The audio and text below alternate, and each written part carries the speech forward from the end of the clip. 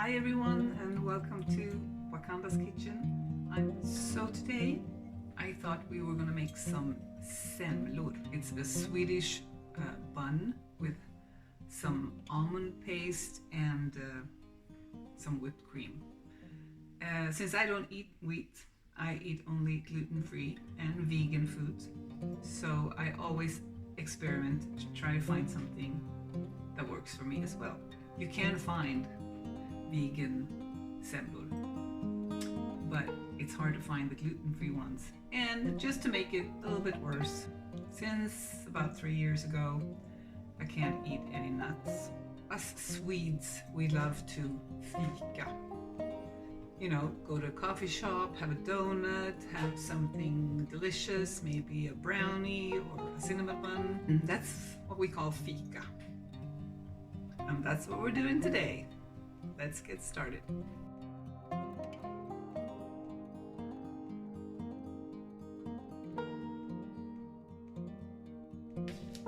I started the whole thing off by mixing my own kind of flour mix here. I'm gonna put that in the link below.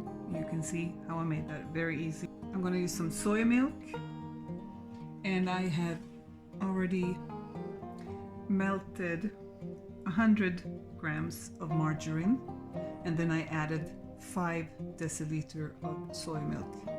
And it's just going to be a little bit warmer than lukewarm, but just so you can dip your finger in it. And I'm going to use 1 deciliter of sugar, some salt, cardamom, and the flowers. And the recipe, like I said, it's going to be in the link below. So this is a bit warm, but it's gonna get a little cooler when I pour it in here, so I'm gonna start doing that. I finally found my baking assistant here. So I'm gonna use 1 deciliter of sugar, 1 teaspoon of cardamom ground, this one, like that, 1 teaspoon salt. As you know, when you're using dry yeast, you want to put that in the flour. Now, I'm not sure exactly the amount I'm going to be using, because in the recipe it says about 14 deciliter, and I think that's going to be way too much. So I'm going to put some of the flour in here, and then I'm going to add the yeast. And the same goes with the psyllium. And this is the one you use since we don't have any gluten in the bread. This is why we need this. And we're also going to be using this beetroot powder. If you saw my other videos, I really like this rawnice powders.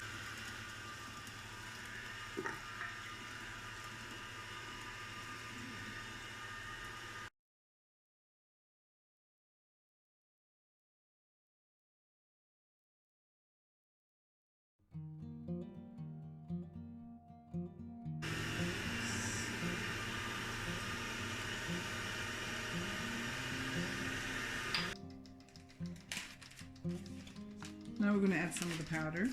I have no idea how much we're going to need. So I'm just going to, I want them to be really pink. So we'll start with 1 tablespoon. And we'll see how it looks.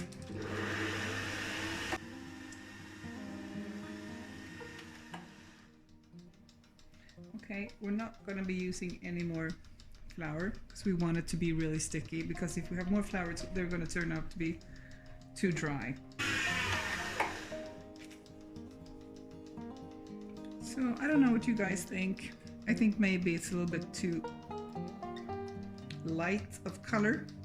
So before we're finished here, I'm gonna actually add 1 more. Why not?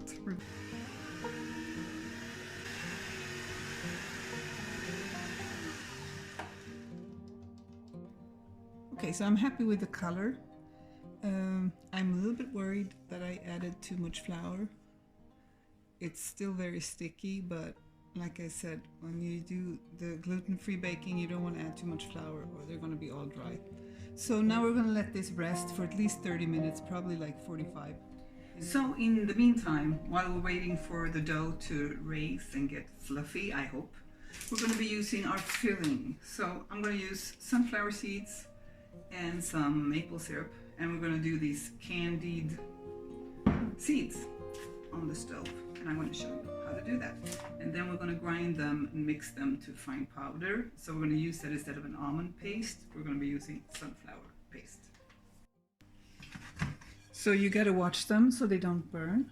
I think these are starting to look just like they're perfect, actually. So we're going to be adding our maple syrup, and I'm just going to turn the heat down to a bare minimum, and then we're going to add some maple syrup.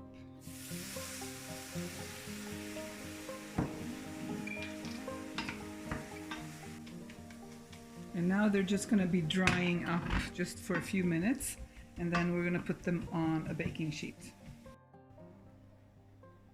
That looks really, really good. So while we're waiting for our buns to get ready, I thought we'd mix this together to make our filling for our buns.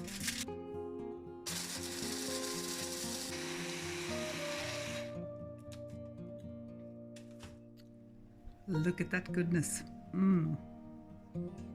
So tasty.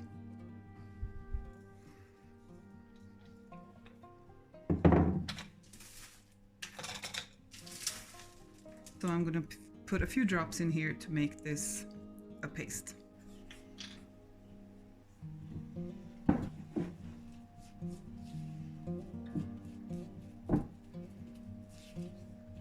So traditionally, people would buy or make their own almond paste. And I love almonds, but like I said earlier, I can't have them. So I think this is a really nice substitute if you have an allergy to nuts or almonds. As you can see, the color hasn't really been mixed in, so I'm going to be working it for a while to get it all smooth. And you can see this is a really nice, doesn't stick to my fingers, and it's still fluffy. So I have good hopes for this dough. Now I'm going to make these really small because I think they're really filling, so I don't want to make them too big. It's kind of nice to have small ones, and you can just put them in the freezer and just pop them out if you get company or so. I'm thinking I'm making about this size. Something like that. So they've been resting for about 45 minutes, and since I don't use eggs, I will use some soy milk and just give them a pat so they don't look so dry when they come out of waiting. We're going to use the rest of the cream. So the trick to make this a little bit more firm is to add just a couple of drops of lemon juice. So I'm just going to take a piece of lemon and just a few drops like that. This cream already has some sugar in it, so I usually don't sweeten it. What I do is I add some vanilla extract.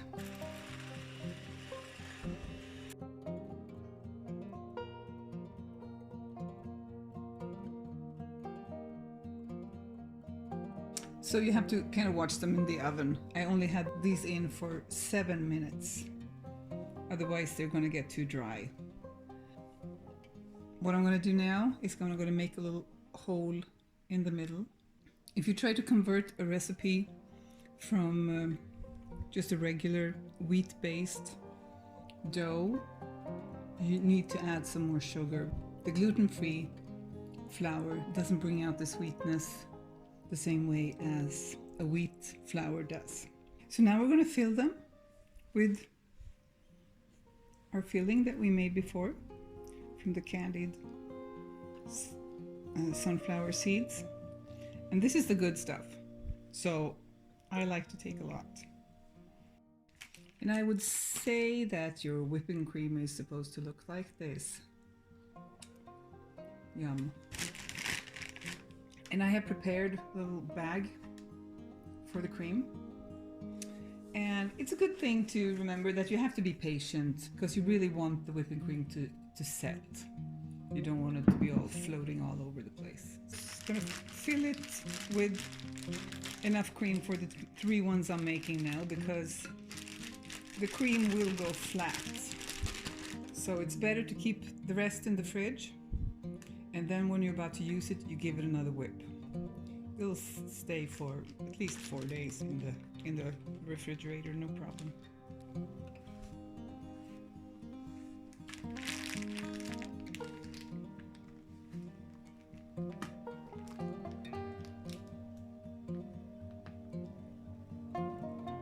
I don't know about you guys, but I like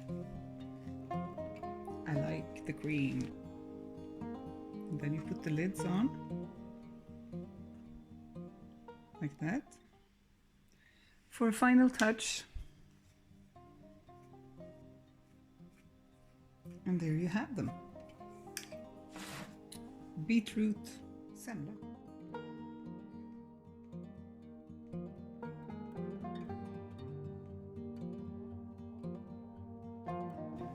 Okay, so I finally get to try this. So there's different ways to eating this. Some people pick their lids off, and I guess I'm that kind of person. Because it makes it easier to bite.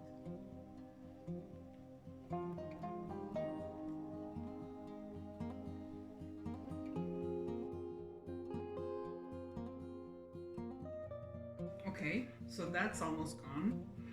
And actually, I'm really happy with the way they turned out because they are not dry. So this is a good recipe. So, don't forget, if you like my videos, please give it a thumbs up. Okay, so I'll see you soon. Bye.